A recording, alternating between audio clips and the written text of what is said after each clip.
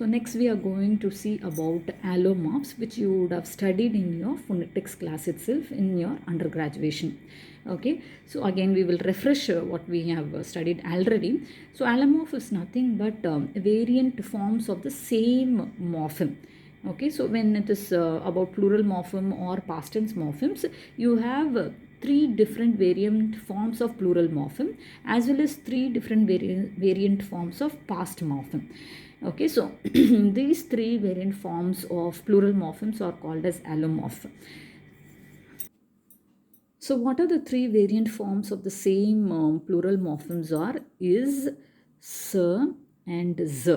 Okay, and you have conditions when you have to use is, and conditions when you have to use s, and conditions when you have to use z. Okay, so when the words end with s, z, sh, zh, ch, and j, we are supposed to use this plural allomorph called as is. And when the words end with voiceless consonants other than sh, z, ch, you have to use this plural allomorph, that is s. And in the similar way, when the words end with voiced sounds other than z, zh, and j, we use this allomorph z for plural. Okay, so I think you would have studied in your UG, but still quite example you can see. For example, judge, plural form is judges. Okay, so here we use this is here. Okay, for the first type of allomorph or plural morpheme is, this is the example, one of the example. Okay, judges, since it ends with sound of j sound. It ends with j, judge ends with j, isn't it? So that's why we are using this allomorph, this plural allomorph is. Okay, and for sir, for example, the word cat. Okay, cat ends with t. That is the reason we are using sir for plural allomorph. And similarly for bags, since it ends with g, we use z for plural allomorph. Okay, and coming to talk about the past morpheme, again you have three variant forms which are called as allomorphs of past tense morpheme, that is t, d, and it. Okay, so for example, when you're talking about the word book, okay, so it ends with k. So since it ends with a voiceless sound except t, okay, so we are using t for the past tense morpheme.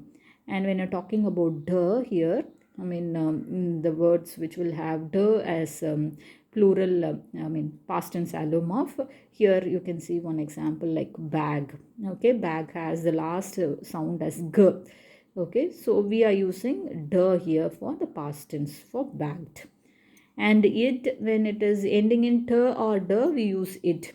Okay, so here they have given the example of want. So since the want ends with t sound, we are using it for past tense. Okay, since you have already seen this in your UG, I think you will understand now. It is like refreshing only. So now we'll jump on to another term called as free and bound morphemes. So this is again you have studied in your UG. So again we are going to refresh our memory. So what is actually free and bound morphemes? So as the word indicates, free. Free meaning that the words which can stand on their own, they are called as free morpheme.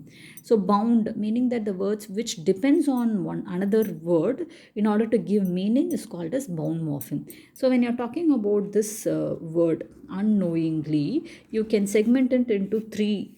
Okay, so here you can make one segmentation, and then here you can make one more segmentation, and also actually four segments you have. Okay, unknowingly, four segments you are having.